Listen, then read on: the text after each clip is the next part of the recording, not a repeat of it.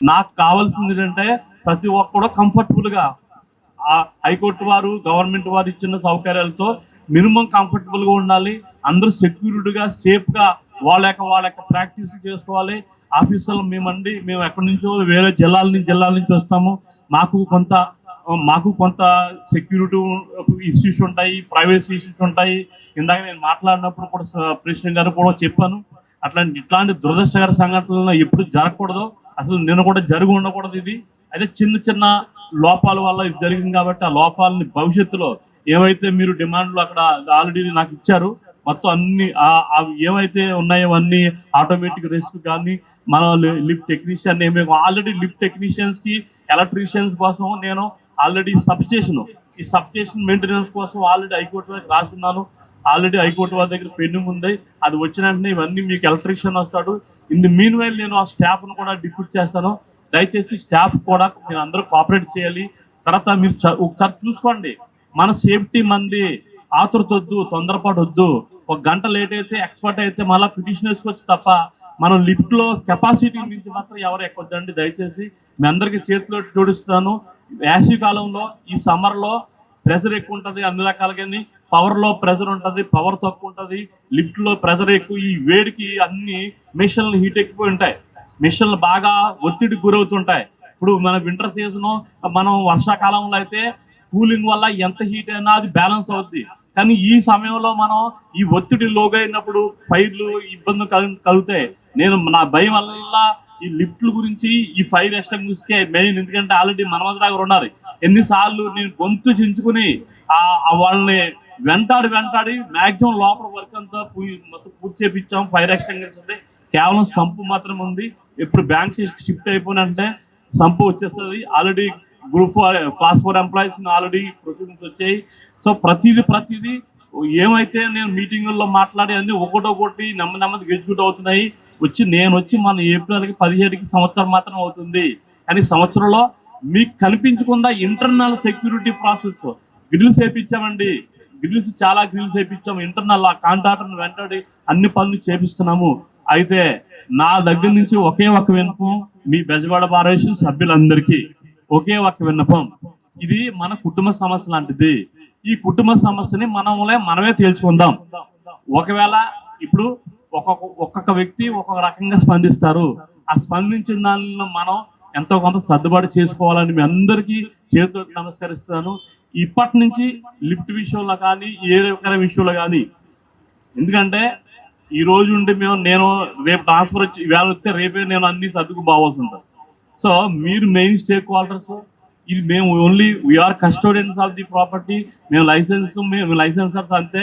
మేమేంటంటే ఈ కోర్టులో అన్ని డిసిప్లిన్గా జరగాలి, ఒక అడ్మినిస్ట్రేషన్ జరగాలి. అందుకనే ఫస్ట్ నుంచి నేను చెప్తున్నాను, మనకు ముఖ్యం కావాల్సింది క్రమశిక్షణ, నిజాయితీ, తర్వాత విషయంపై అవగాహన. ఈ 3 జాగ్రత్తగా మనం నేర్చుకోవాలండి. క్రమశిక్షణ ఉంటే సరిపోదు, క్రమశిక్షణతో పాటు నిజాయితీగా ఉండాలి. నిజాయితీతో పాటు విషయం అవగాహన కలిగి ఉండాలి. విషయం అవగాహన అంటే ఏంటంటే లిఫ్ట్ మనం ఎక్కుతున్నప్పుడు కెపాసిటీ 4 ఓన్లీ అంటారు. 4 ఎక్కాలి. ఏమవుతులే ఒకసారి కంటే అది 2 సార్లు పనిచేస్తే, 3 సార్లు పనిచేస్తే, 4వసారి పడిపోతుంది.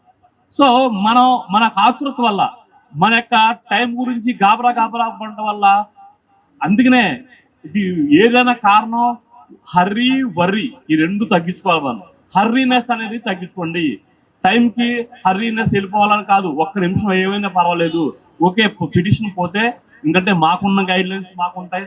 ఎందుకంటే ఒక సిస్టమ్ నడపాలంటే కొంత డిసిప్లిన్ ఉండాలి, కొంత మేము కూడా స్టబాన్గా ఉండవలసిన అవసరం ఉంటుంది. దానికి మీ అందరూ కోఆపరేట్ చేయాలి. ఎందుకంటే మీ కోఆపరేట్ చేయకపోతే మేమేమి చేయలేము. ఎందుకంటే 3 ఇయర్స్కి ఒకసారి వస్తాం, వేరే జిల్లాల నుంచి మరలా వెళ్ళిపోతాం. కాబట్టి దయచేసి మరొకసారి ఇట్లాంటి సంఘటనలు జరగకుండా నేను చూసుకుంటాను. దానికి మీరు అందరూ కోఆపరేట్ చేయాలని ఆశిస్తూ, ఇప్పుడు ఉన్న పరిస్థితుల్లో ప్రతి ఒక్కరూ స్వయంగా మీ రక్షణ కోసం క్రమశిక్షణతోటి జాగ్రత్తగా ఉండాలని కోరుతున్నాను. ఏమైనా ఇప్పటి వరకు జరిగిన ఏమైనా కూడా అవన్నీ మరలా అవి రిపీట్ కాకుండా అది నేను చూసుకుంటాను. దయచేసి ఇట్లాంటి హేస్టీ స్టెప్స్ నాకు చెప్పకుండా తీసుకోవద్దండి. దయచేసి నా దృష్టిలో పెట్టండి.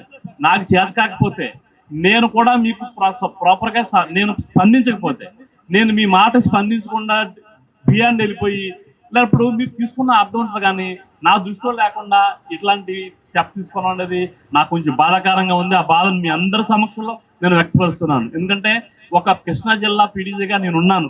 ఇక్కడ మీకు ఇబ్బంది కలిగింది. ఇబ్బంది కలిగినప్పుడు ఏమండి మీకు కాళ్ళు లేకపోతే ఎవరో ఒకరిని బాడీలో ఉన్న ఇద్దరిని పంపించి ఇట్లా ఉంది మాకు ఈ పరిస్థితి ఎట్లా ఉందని నాకు చెప్పిన తర్వాత కూడా సాల్వ్ కాకపోతే అప్పుడు మీరు ఎట్లానే ఏ స్టెప్ తీసుకోండి. నేను అడిగిన దాన్ని ధర్మేనంటారా? అలా కాదు. నేను అడిగింది ధర్మేనండి, అలా కాదు. నేను అడిగింది ధర్మేనా అన్నాను. అలా చెప్పేదండి సార్. నేను ఒక నిమిషం సార్, నేను అడిగింది ధర్మంగా ఉందా లేదా? నేనేమన్నా బియ్యాన్ని మాట్లాడానా? నేను హెడ్ ఆఫ్ ది యూనిట్ గా ఉన్నాను కదా, నేను హెడ్ ఆఫ్ ది యూనిట్ గా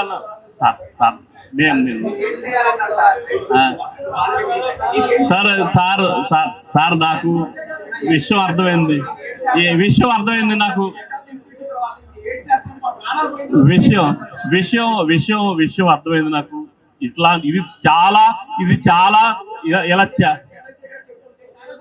ఇది చాలా దురదృష్టకరమైన సంఘటన. ఇట్లాంటి జరగకూడదు. జరిగిన తర్వాత కూడా మేము ప్రాపర్గా రెస్పాండ్ అవ్వాలి. ఇప్పుడు నేను చెప్తాం కదా, పొరపాట్లు జరిగినప్పుడు కొంచెం చిన్న జరుగుతాయి. కాబట్టి దయచేసి నేనేమంటానంటే ఇంత సేఫ్టీ స్టెప్ తీసుకున్నా నాకు మాట చెప్పండి.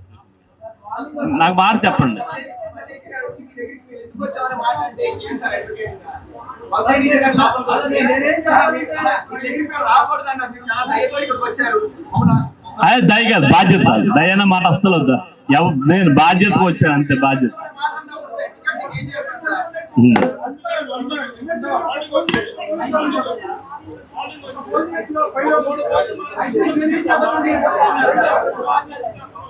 నేను ఖచ్చితంగా ఈ విషయాల మీద నేను అడుగుతానండి. ఈ విషయాలు నేను అడిగి నేను ఖచ్చితంగా వాళ్ళ దగ్గర నుంచి నేను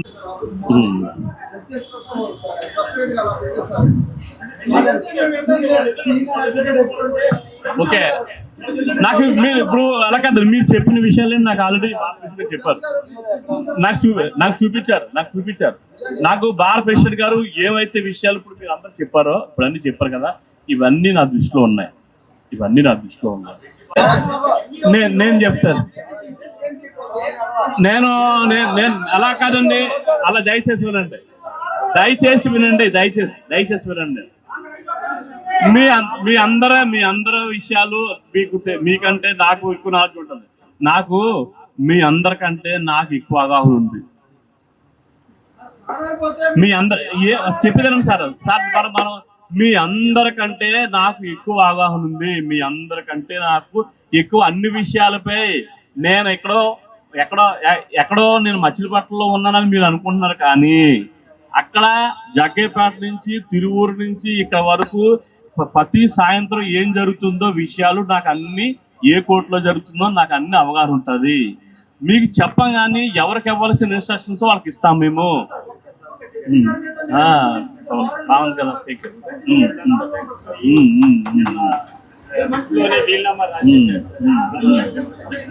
నేను బాధ్యతగానే వచ్చాను కదా. దయచేసి నేను ఏమంటానంటే, నేను చెయ్యలేను అన్నప్పుడు మీరు ఏమైనా చేయండి అండి, నేను ఒప్పుకుంటా. మనం లీగల్ నేను ఓ మాట చెప్తాను sir. Lawyers are the intellectuals of India. భారతదేశంలో న్యాయవాదులు అనే వాళ్ళు ఒక మేధావర్గానికి చెందిన వ్యక్తులు. కాబట్టి మనం ఏ విషయాన్ని పొలిటిసైజ్ చేయొద్దు. మనం ఇట్లాంటి మనకు వద్దు వాదనలో.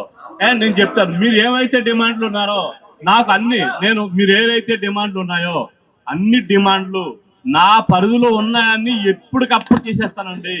హైకోర్టులో పరిధిలో ఉన్నాయో కూడా నేను తొందరగా అయితే ఏమైతే మీరు పెట్టారో అవన్నీ కూడా తూచా తప్పకుండా పాటించే బాధ్యత నాది, ఎందుకంటే మీరు అడిగిపోయినా నా మైండ్ సెట్ గురించి బిల్డింగ్ కంట్రోల్లో మనందరా గారు తెలుసు.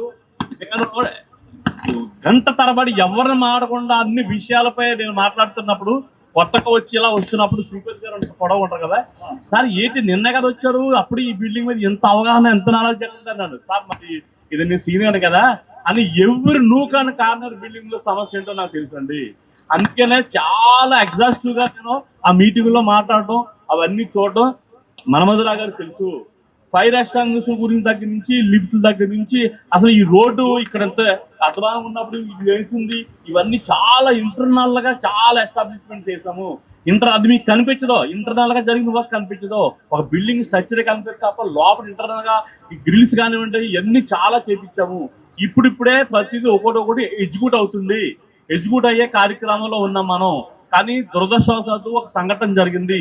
ఎట్లాంటి సంఘటన జరగకుండా నా వంతు బాధ్యతగా నా పరిధిలో ఎంతవరకు ఉంటే ఆ పరిధిని అంతా ఉపయోగించి అతి తొందరలో ఈ సమస్యల పరిష్కారం చూసేదిగా చెప్తాను. హైకోర్టు వారి దృష్టిలో పెట్టి కూడా నేను వెంటనే చేపిస్తాను. సార్, నా చేతిలో ఉంటే టైం లిమిట్ పెడతాను. నా చేతిలో ఉన్నది పొద్దుట పెడితే సాయంత్రం చేసేస్తా. అందులో రిమోట్ అన్ని ఆటోమేటిక్ రెస్క్యూ డివైస్ గురించి ఆల్రెడీ నేను నోటీస్ తీసుకుంటాను. లిఫ్ట్ టెక్నీషియన్ గురించి హైకోర్టు వారు పాలసీ అన్నారు. టెక్నీషియన్ నుంచి హైకోర్టు వారు పాలసీ నిర్ణయం తీసుకున్న తర్వాత మనకి టెక్నీషియన్ వస్తాడు. నేను ఆల్రెడీ అడిగాను. నెలవారీ సేఫ్టీ ఆడిట్ గురించి కూడా నోటీసులో మెన్షన్ చేశాం. రిమోట్ మానిటరింగ్ వ్యవస్థ గురించి కూడా ఒకసారి నేను కనుక్కుంటా. రిమోట్ దాని గురించి కూడా కనుక్కుని దాన్ని ఇంప్లిమెంట్ చేద్దాం. నెక్స్ట్ ఎమర్జెన్సీ లోపల ఇంటర్కామ్ ఆల్రెడీ ఉంటుంది. దాన్ని కూడా మనం దాన్ని ఖచ్చితంగా దాన్ని పెట్టించేలాగా కంపెనీ వాళ్ళతో ఆల్రెడీ ఉంది. దాన్ని ఎగ్జిక్యూట్ చేయాలి. దాని గురించి కూడా చూస్తాం. సో ఇవన్నీ కూడా ఆల్రెడీ అందులో ఇన్బిల్ట్ ఉన్నాయి. కానీ మనం దాన్ని అమలుపరచుకోవాలి. కాబట్టి దాని గురించి నేను ఆల్రెడీ కంపెనీ వారికి నేను ఆల్రెడీ నోటీస్ ఇచ్చాను. నేను ఆ నోటీస్ ఇచ్చిన తర్వాత వాళ్ళు రప్పిస్తాను. దీంతో పాటు న్యూట్రల్ గా ఉన్న పెద్ద మనుషుల కమిటీ ఒకటి ఇక్కడ నుంచి ఆఫీసుల నుంచి నేను వేస్తాను. స్టీల్ డోర్లు కూడా వీలైన వరకు స్టీల్ డోర్లు తీసేసి గ్లాసు మనకి ట్రాన్స్పరెన్సీ గా కనిపించే గ్లాసులు పెడితే కొంచెం ఏదైనా జరిగినప్పుడు ప్యానిక్ అవ్వకుండా ఉంటారు. అది ఖచ్చితంగా సార్ మీ సేఫ్టీకి అవసరమైన అన్ని మార్గాలు అన్వేషించి తప్పనిసరిగా వీలైన త్వరగా అమలుపరుస్తారు. Thank you.